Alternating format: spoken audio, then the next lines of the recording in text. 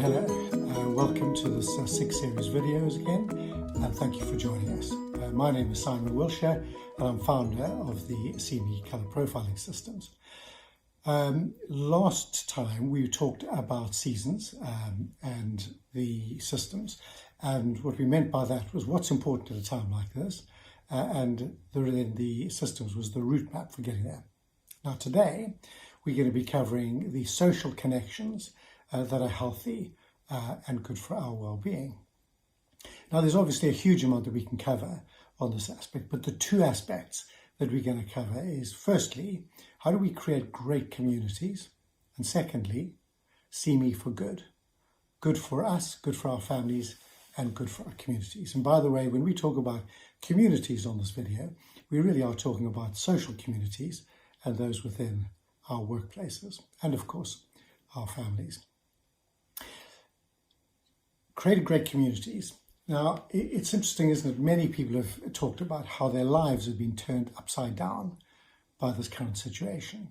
And that's hardly surprising with the isolation and the separation from families, from jobs and financial difficulties, etc. But it's just as true to say that that's true when it comes to our communities, isn't it? Because we used to think, or we used to say that communities were struggling and that families were okay but under pressure, and that individuals were thriving in this me society. Now, it's probably true to say that communities are thriving, families are still under some strain but doing okay in many cases, and individuals are struggling. So what's brought about that change? Well, let's just start really by talking about communities and how by creating great communities, both families within organizations and at work and individuals can thrive. Because in a way, that's the starting place, because they've got the community has the momentum. I don't know about you and what's happening in your community, but I'm just so inspired by what's happened locally in our own street. Somebody has been doing up the gardens and making it an attractive place or a road to travel down. A family where there are 3 children, one of about 8, one of 10, one of 12, have been making cakes and selling them and giving half the proceeds to care workers. And people who've just moved in opposite have been doing up their garden and just chatting to everybody that walks past.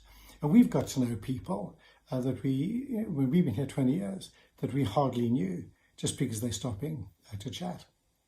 There's a Sri Lankan consultant surgeon down the road, and he's been providing free or very low cost Sri Lankan meals. People have been shopping for each other, and some people have been collecting milk to support local farmers and distributing it themselves. So really just been so amazing, and really our local community has been transformed in the local 4 to 6 weeks by acts of kindness and generosity.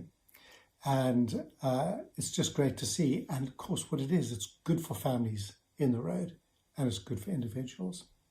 Now the interesting thing for me is it hasn't been the government that's brought that about. And it does seem to me that really we call on the government to do too much for us. If we're going to create great communities, it is up to us. And those communities, as we say, are within our streets, within our local geographic environments, and of course at work. Because actually the truth is we are all care workers now. So the question is this: what am I going to do? What are you going to do to create a great local community in which families can thrive and which our businesses can thrive as well? The second area I wanted to touch on is the area of social media. And I believe that actually of all the things that we use to improve or get a closer connection, but with our families and friends and our society, social media has the most potential for good or for evil. Now, why do I say that? Well, the social media industry is now 100 billion in turnover, and they have the budgets to buy our attention. In fact, they talk about it. They've got an expression called the economy of attention. And that's because one of their objectives is to get our attention and then to retention for as long as they can. And they do it really well. I don't know whether you read the press, Anne Longfield, the Children's Commissioner for the UK, has recently been talking about social media and how little they're doing to protect young people and the material that's on their sites. But she is also talking about a quarter of people who are suffering from anxiety, young people, are self-harming, and 50% of parents are worried about the mental health of their children. And it's true, isn't it, that educators, parents, politicians, all of us really are concerned about the mental health of children, because the amount of time we spend on the screen and what we're looking at and the times of day we're looking at it is having an impact, mostly a negative impact on stress levels and anxiety and mental health of young people. So what can we do? Because actually, social media is not going away, is it? It's here to stay. And the trick is, how do we not let it control us, but we control the social media? Well, here are 5 ways in which we can do that within our organizations and within our companies. The first is to recognize that the irony is that social media can make us antisocial. And that actually, whilst we've never been as well connected with technology, actually we've never been less connected as individuals. So with these 5 solutions, one of them is to ask ourselves 4 questions. Number 1, are we potentially at risk, or are people at work potentially at risk from overexposure on the screen or to material? Secondly, how do we do a health audit and say, well, what are people watching? How long are they on the screen? Do we have healthy gaps, etc.? Thirdly, how do we create a positive experience out of the time that we are on the screen and watching social media? And fourthly, how do we set an example or model good practice so that those who we influence will follow a positive lead? Secondly, creating a social media diet, as it were. I don't know about you, but one of the techniques is just to switch off the notifications. Have you noticed, it's certainly true in our family, when we're watching TV as a family and on the TV program, somebody gets a notification on their phone and they turn around. I've got to say, I do, and I notice the family look around for their phone to see if the notification is on their phone.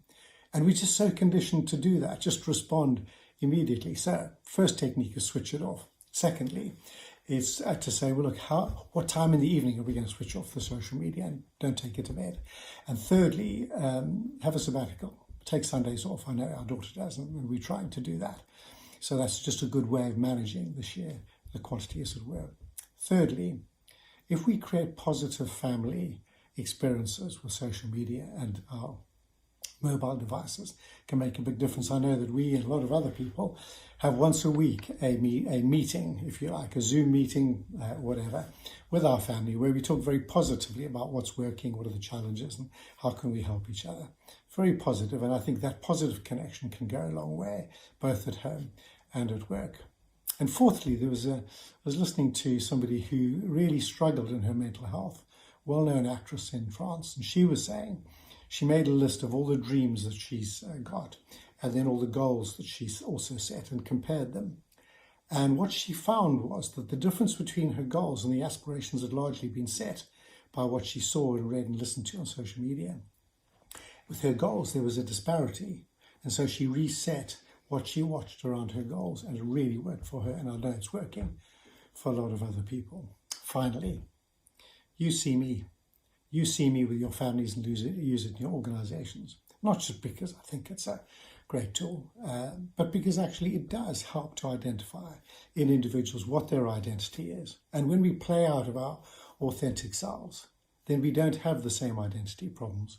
We compare ourselves less with other people. We feel more confident, and that improves our self-esteem. It's just a healthy tool. It's just very practical. So in summary, let's not wait for the government. We'd wait an awful long time.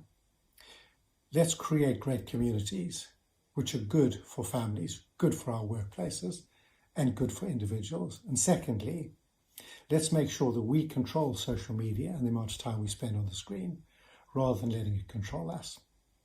So thank you for watching. And please do, as always, let us know what you think. Send your questions and your comments, and feel free to share it with those who you feel may benefit from it.